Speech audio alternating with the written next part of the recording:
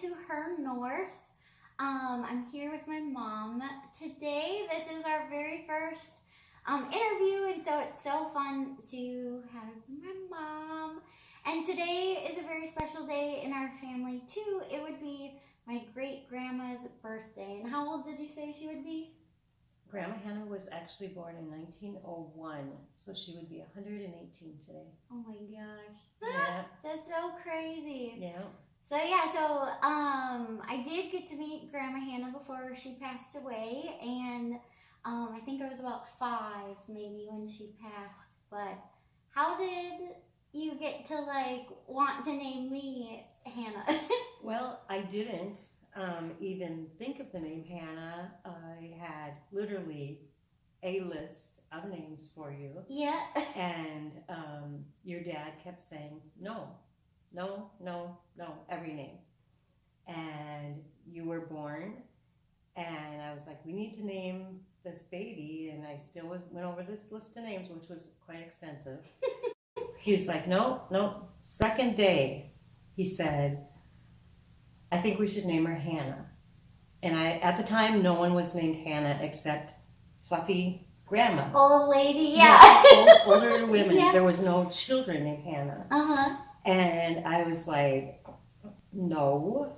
I thought it was like naming a baby, like an adult name, like you wouldn't think of, Like Victor, yeah, or George, or, yeah. Now those Which names now it's are trending, right. yeah. Now those things are trending, but So anyway, we called my grandma Hannah, and your dad asked her, or we asked her together, and she said, oh, she would be honored. And her middle name, I thought at the time, she said Ophelia, which your dad was like, nope. And I said, we're going to name her Hannah Jo, because that was your dad's idea. Well, my name would have been super long. I mean, Hannah Anderson is long anyways. Right. And then, yeah. And come to find out, her middle name is actually Odelia. Oh, yeah. Anyway, so she said, Hannah Jo, well, Jo is a boy's name. And then afterwards, she was just tickled and honored to have you. Yeah. And I think about that time you sang for her. Oh, at her 93rd or 90th birthday. I think it was. Yep, yeah. Yep. I think it was the year before she passed away. I just went through, so my grandma Dolly gave me, this gift for Christmas, and it talked all about Hannah, and it was Grandma Hannah's stories, and there was news clippings in there from the newspaper, and it was so funny because even back then, which isn't too long ago, in the newspaper, they would have so-and-so traveled from here, and so-and-so attended this, and so it was cute. And they would always say who served. Oh, really? Like Sherry and her new baby Hannah came over for coffee, and Sherry served. Whoever poured the coffee. Yeah. That's so funny. Whoever served, yeah.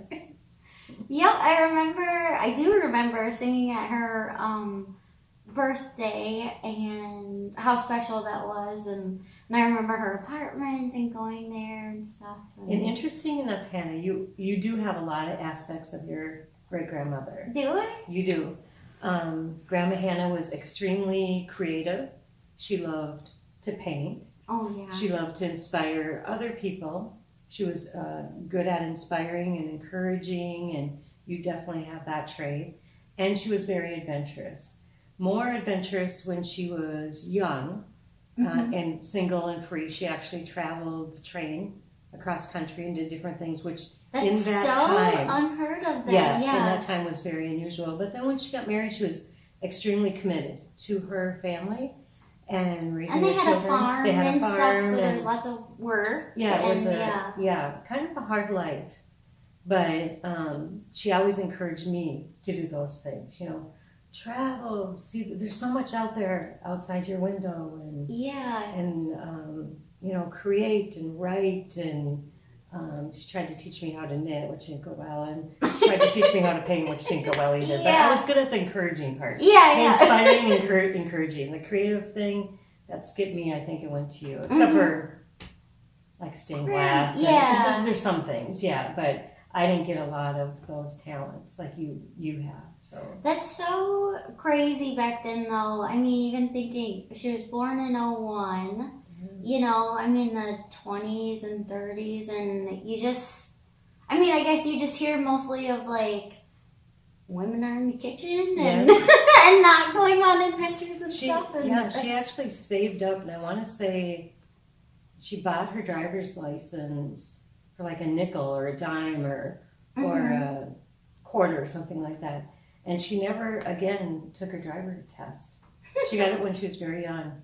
Wow. And had saved up. And do you know that your grandma never wore pants, jeans or pants until she left the farm and moved into town, which was in her 80s, in her mid 80s. And the first time she came out of the bedroom with a pair of pants on, she said, "Your grandpa," which would be her husband, would just die if he saw me in these dungarees. Oh my gosh. So we have something in common. I hate wearing pants too, but just no pants. But you wore dresses. It wasn't like she walked around with no pants on. They're everywhere. Oh, funny.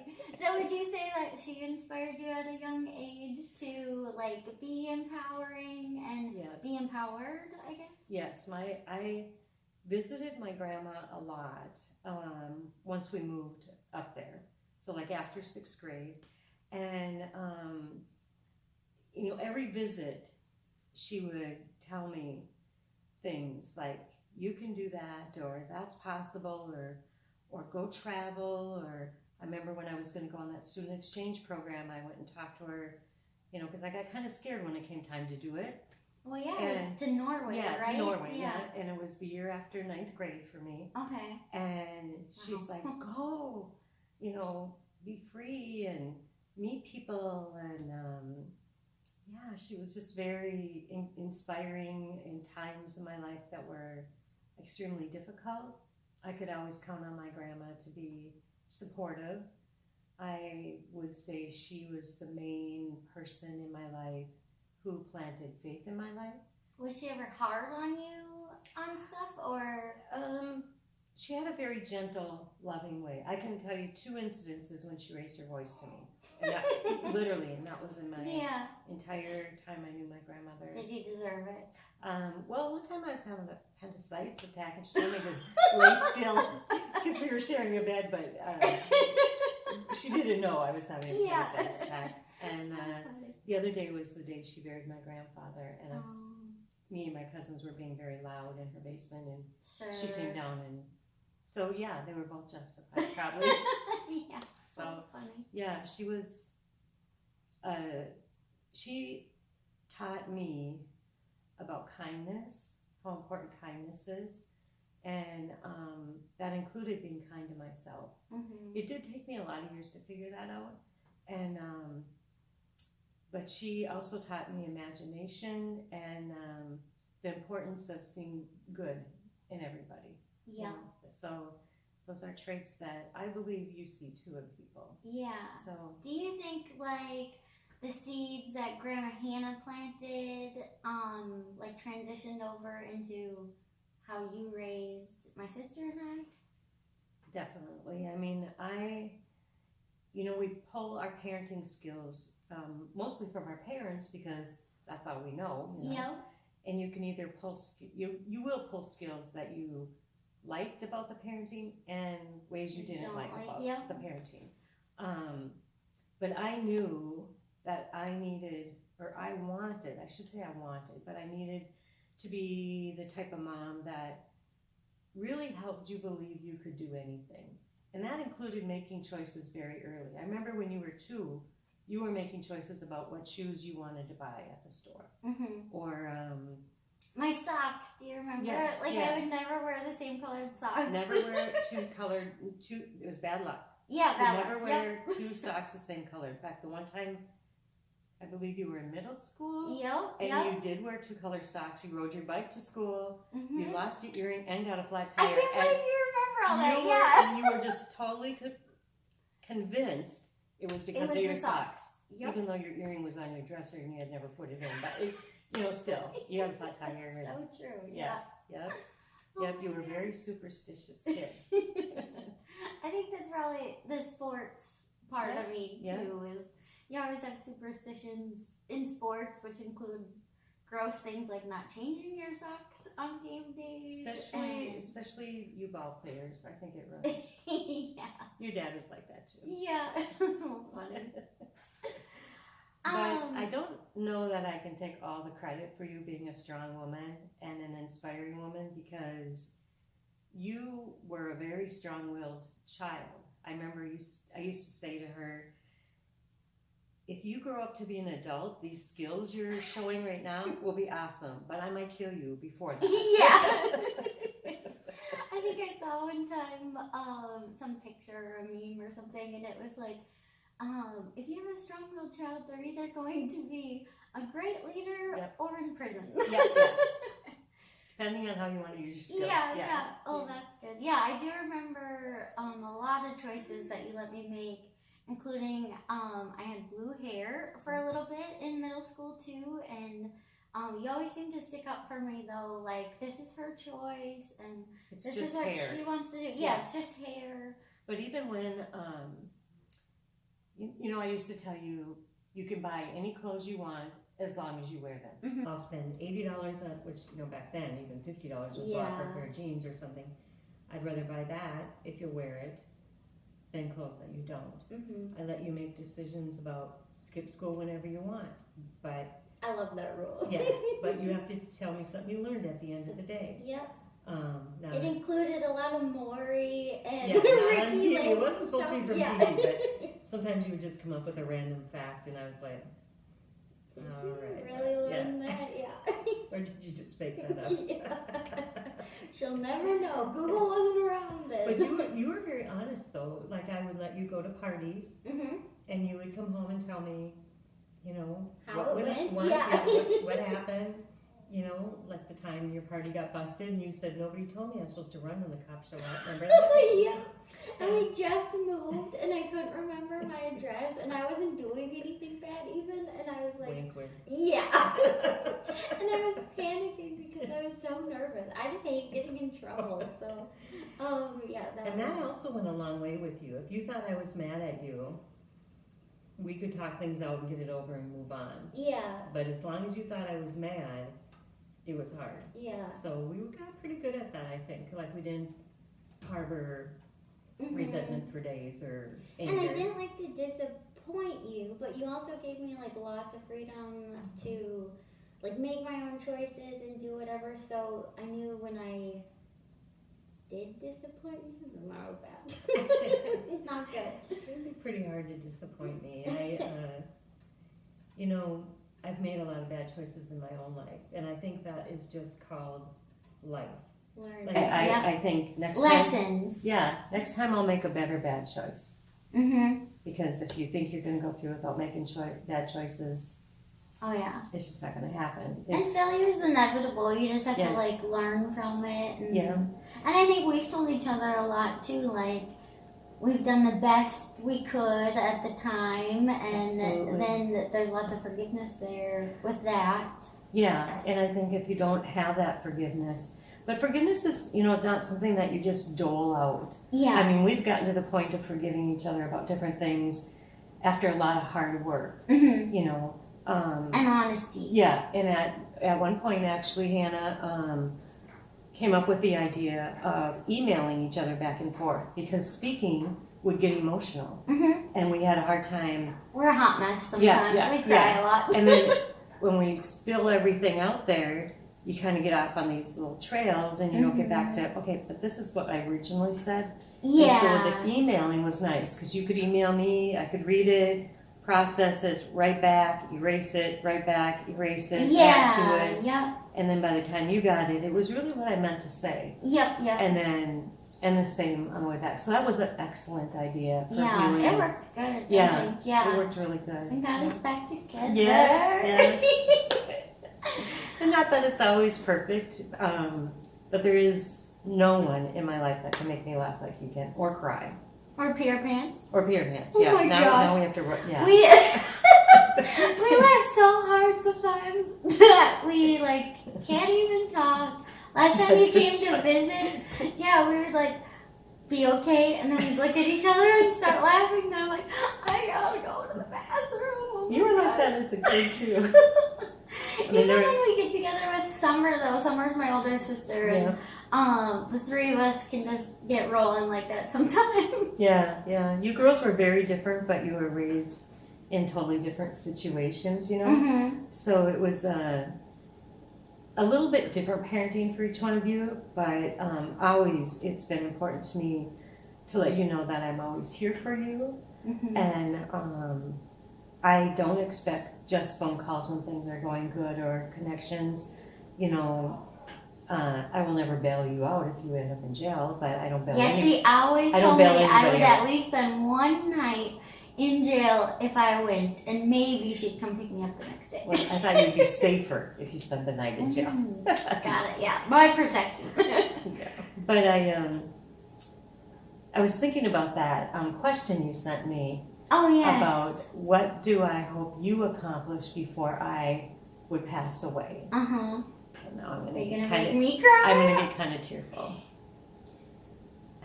At least we're not laughing. I know Yeah. that's more obnoxious to watch. But I truly hope Hannah accomplishes.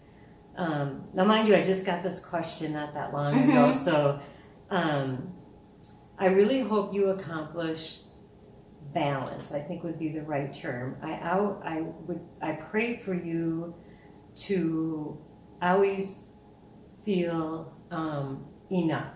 I want you to feel enough love, always to have enough conflict to help you grow. I want you to have the balance between what it's like to compromise without giving up to your true self. Sure. You know, there's a balance of, because these are mistakes I've made in my life where I've compromised so much I've lost my true self. Yeah. But in order to be in like certain relationships or to even achieve some of your goals, you need to There's always like, compromise. a little bit of Yeah. give. Yeah.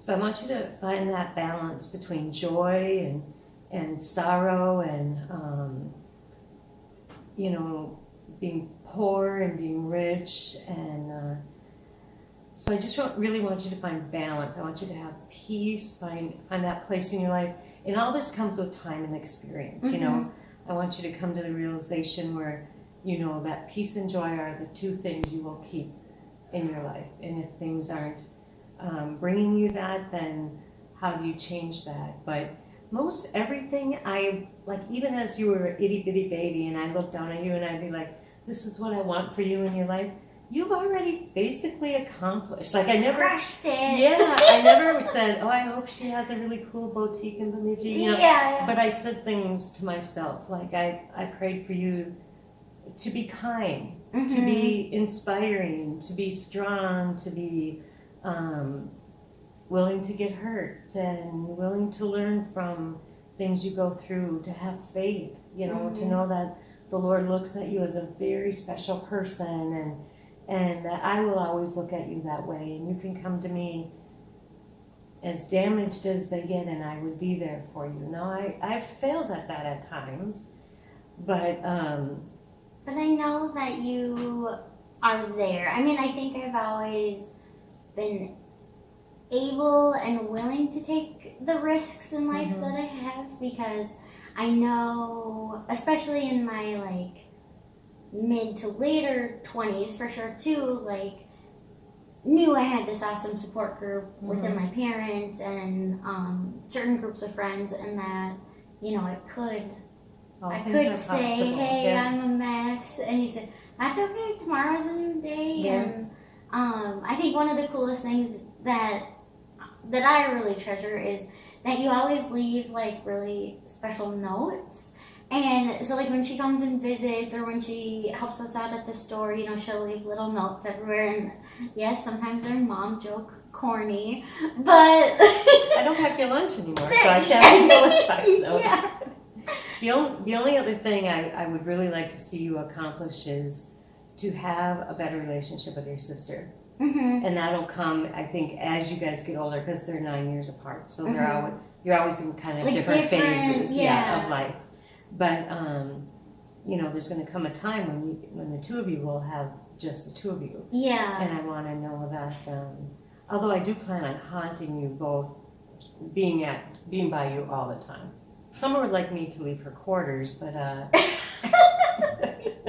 want $100 bills as mementos when you pass. Like, oh, I found a $100 bill randomly on the street. Must be mom. Look at I'm a millionaire. Must be mom. I don't give you $100 bills now. When you I don't know. A girl can wish. all things are possible. Yeah. Right? I mean, Evan, yeah. I don't know. I think I would like to have a closer relationship with her, just because we are sisters, and Yeah.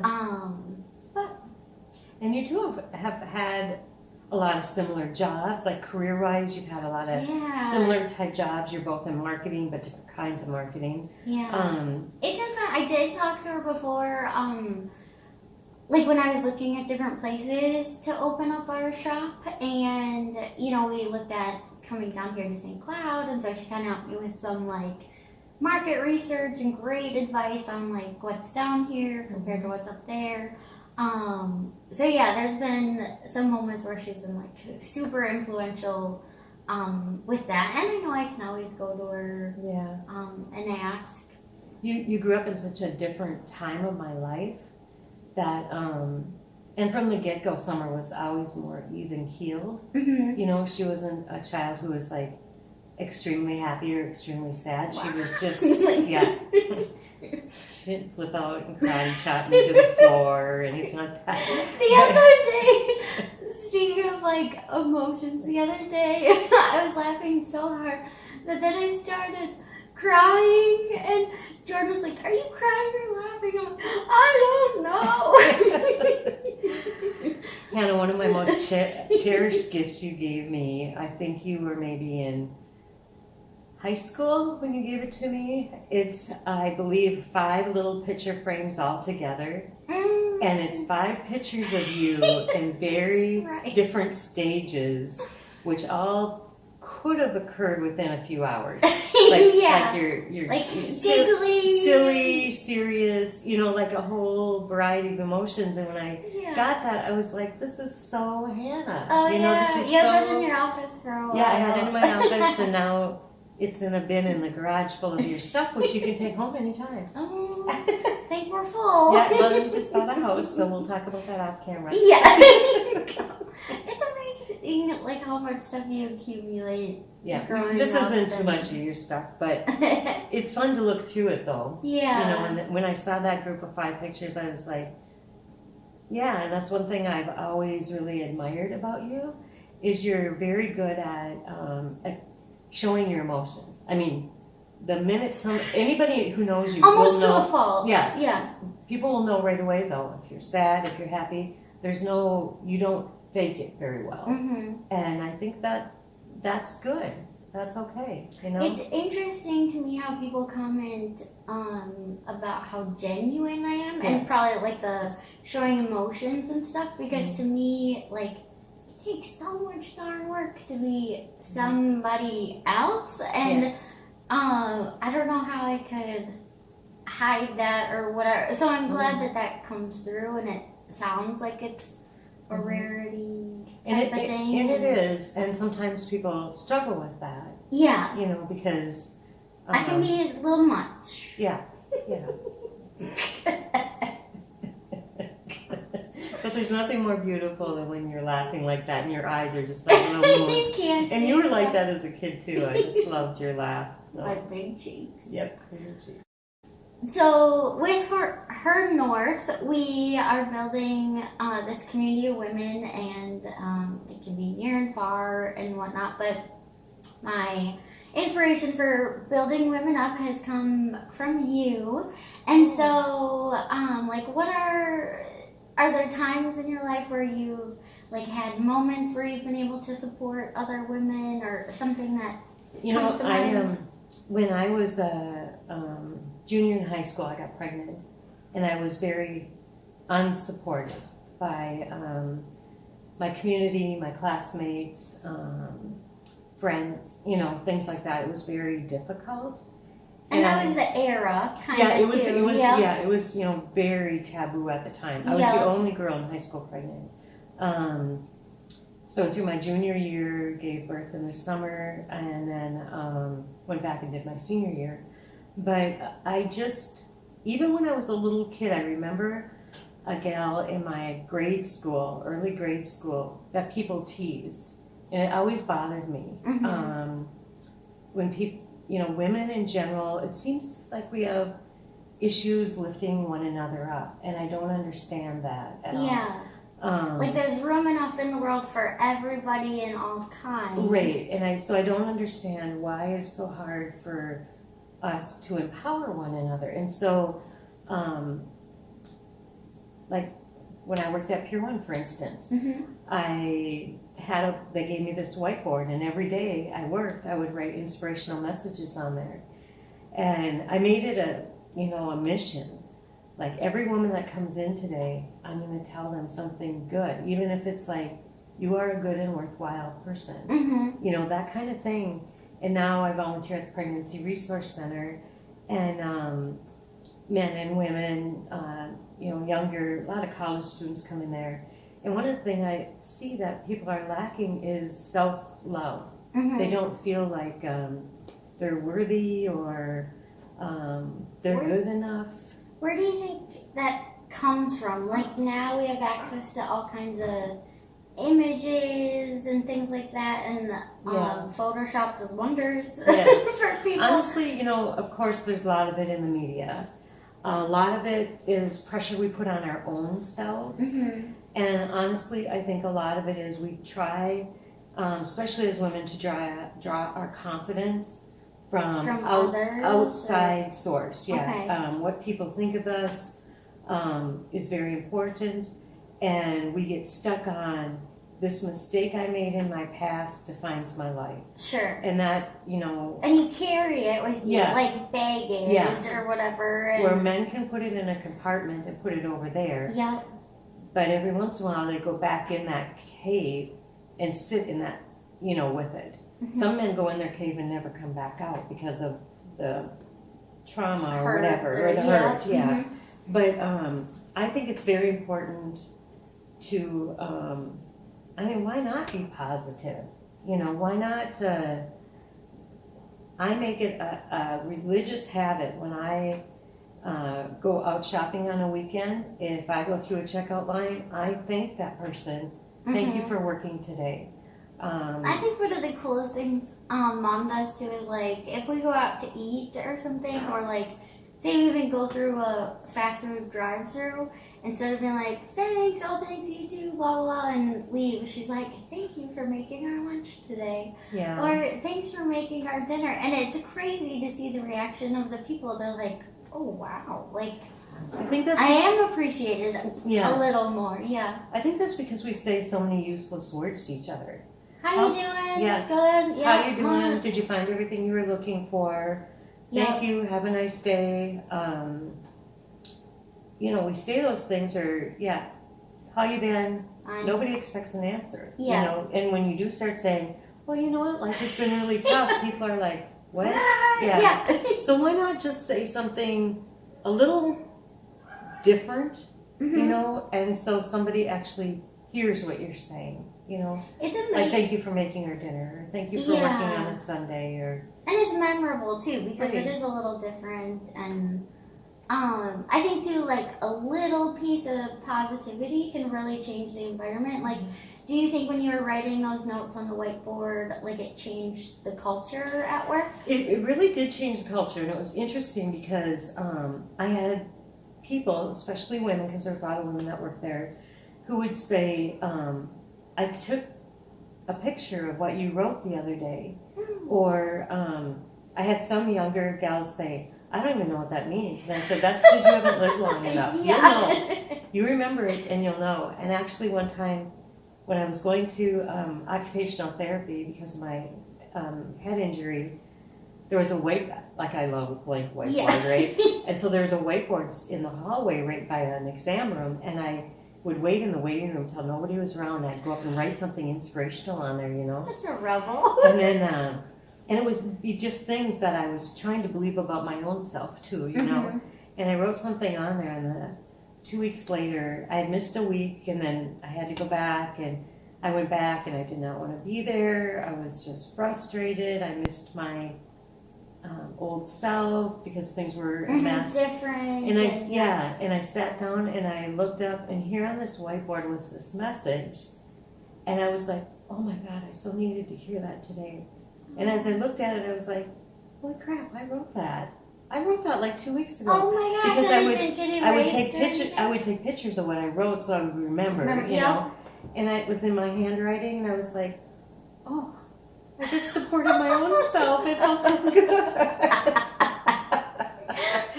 But the best way to do it. That's awesome. Yeah, the best way to do it is like when nobody's looking, you know. Yeah. And I've done that. I've written, you know, inspirational things on note. I often keep a notebook in my purse, and I'll write down a quick note. And if somebody, you know, I don't know. And honestly, I really think that the Lord just puts it on my heart to do this.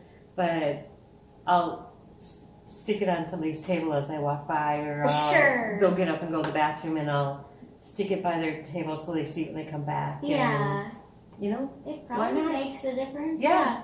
And you've journaled quite a bit Yes. through your life. How do you feel like journaling has kind of helped you? Or you know, it's interesting because I write a lot in my Bible, and then when I have like a Bible full of writing, I'll start another Bible. But then when I look back, sometimes at old ones, I'll be like, oh, I remember when I was struggling with this like issue. It brings you back to that exact date, doesn't it? Yeah. Or I remember, because you don't really learn a lesson, you know. So you go through conflict or tribulation, and that's has purpose. The purpose of that is for us to learn and grow for whatever the situation is. And there's some lessons I have learned, or situations I've been through so many times because I haven't learned the lesson, right?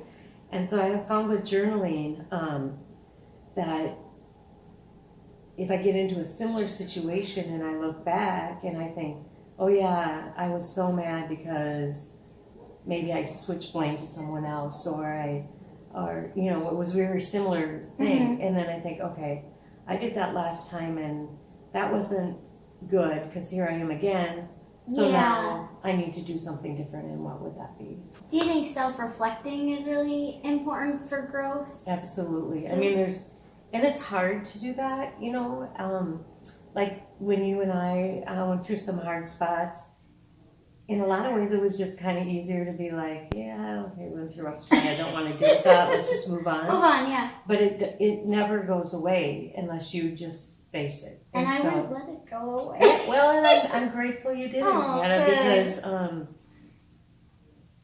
needed that healing too. Yeah, and it would be awkward to be together. And, you know, some of the stuff we went through, this is a perfect example. We thought we healed from it and everything was fine, and we kind of moved on. And then 2 years later, I had someone come into the Pregnancy Resource Center, share their story about what they went through, which was your story, what you had gone through when I wasn't there to support you. And that hour I spent with her gave me so much insight into your experience, which is so interesting because you and I went through that same experience at the same age. I went through that experience at that age and was... But we never connected. We never talked about it, and I never, you know, and there were things from my experience in my 20s that I had to work on too after that encounter with that girl. Now, she shared her story, which in turn helped us heal, and now we can speak about it, and hopefully that'll pass on. You know, because like people say all the time, it's like throwing a pebble in the water. You just don't know how the ripples will go. Yeah. And another thing about kindness I was going to say is, when you say something to someone, you have no idea how long they're going to remember that. So, and that goes with saying something positive or saying something negative. Yeah, for sure. I just don't know. I know you had shared a story with me too. You had met a gal all the way down here in St. Cloud. Absolutely. And go ahead, you can share better than I can. I was in a counseling session with this gal, and she, toward the end of the session, she started telling me that she went to college in Bemidji. And I said, oh, I got a daughter in Bemidji. Have you ever been to Compass Rose? And she's like, Compass Rose, like she could remember, but she couldn't quite place it. And then she said, is it that little store? Yeah, at the And she time we just were at our started- old Yeah, location. you were at your old yeah. location, so it has been a couple years. Yeah. And I said, yeah, she was in there, or, that was her place. And she started to cry, which she had been crying already, but she got real emotional. And she said that the one time she was in at Compass Rose, she had been in her dorm room contemplating her life, like not carrying on with her life, and just felt like it wasn't very safe for her to be alone. So she just went out in public and happened into your store. And she told me that Hannah stood and spoke to her. Well, Hannah was like putting on tags and putting out inventory and just doing what you do at the store. And you visited with her about your story about starting the store a little bit, and how you thought it was really important to empower each other, and you gave her a few examples, and you just simply were kind to her. And she was crying so hard, and she said to me, this will make me cry, she said, oh my gosh, she's just like you. Like, I needed her so bad that day. And so it was oh so... my gosh, I'm my mother. Yeah, The sorry best to tell way. you. But it felt so good to me to hear that in your everyday life, Yeah. just being who you are, not making a big effort to do something, Yeah. you changed this woman's life. By simply speaking kind words to her. And that meant so much to me when you shared that. And how crazy is it that, all the way down here, 150 plus miles. And when you shared that with me, it was kind of the time I had started thinking about how do we build a community, and is it needed, and what would it look like, and whatever. And all these examples just kept popping up of yes, good it's confirmation. needed. Yep. And just be yourself and just try it. So we don't have it all planned or anything. We're just going with it. And somebody recently, a close friend of mine, told me to be a voice, not an echo. And I keep telling myself. Good. And yesterday we had an intention necklace making class, and so that's what I put on my necklace, is be a voice, and just basically like not worry about what people say or the judgments or whatever. Like, I feel really led to do this, and I feel like it is I don't know, just really on my heart to give people the platform to share their stories, because everybody has such an amazing story. Everybody lived many, many lives within their lives. I mean, everybody has a story. Yeah, just thinking about like our lives alone, I'm sure we could have 100 interviews. And I think that's important to know that we aren't perfect. And you're not doing this because you have it all figured out. Not at all. You're doing this because you're making mistakes. Yeah. And you yourself will get. You're not just giving inspiration and support and encouragement, you're also receiving it. So it's a really I'm growing a lot through it too, yes. And I think that's so important to know that we're not perfect, obviously, but I think that's the point, is like you need to talk about it and say, hey, I'm a hot mess over here doing this, and then somebody else can be like, hey, me too, I'm doing this, and I thought I was the only one struggling with it. And just bringing to light a lot of the issues, I guess, and challenges, but also like the awesome stuff that life has to offer, all the things to celebrate, and Yeah. that includes just being ourselves, like just Mhm. how special every person is, and I guess I feel that women were the silent leaders in a way, and we need to speak up a little bit more, and by like supporting each other, then we can have the courage to do that. I almost bought shirts for us to wear today, but I couldn't get them in time.